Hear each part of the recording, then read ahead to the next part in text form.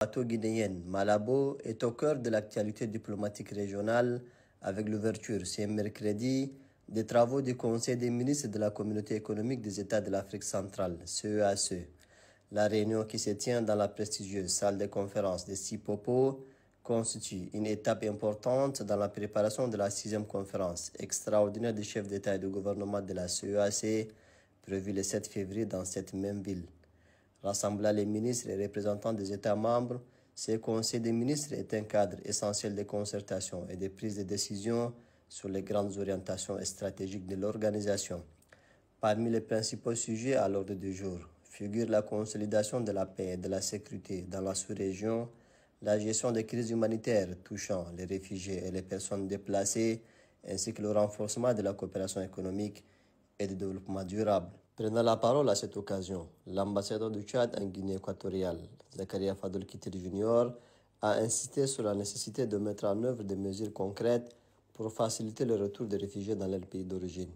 Il a également souligné l'importance d'un soutien renforcé aux populations autochtones qui les accueillent. Examen d'un mécanisme d'appui aux populations autochtones des zones d'accueil des réfugiés.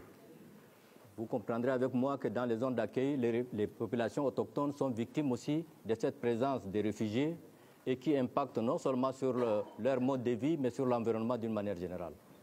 Et il est très important d'examiner quels sont les mécanismes adaptés pour pouvoir appuyer les populations autochtones d'accueil des zones qui accueillent les réfugiés. Les conclusions de ces conseils des ministres serviront de base aux décisions qui seront prises lors de la conférence de chefs d'État et de gouvernement du 7 février. Des mesures concrètes y sont attendues afin de consolider l'intégration régionale et de relever les défis majeurs auxquels fait face l'Afrique centrale.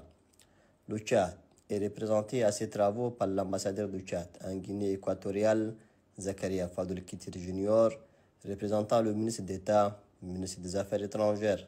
Y prennent part aussi l'ambassadeur du Tchad au Gabon et membre du comité de représentants permanents de la CEAC, Moustapha Ali Alifei, du chef d'état-major général des armées, 2e adjoint, le général Yangambra Guébé Félix, ainsi que des experts des différents départements ministériels.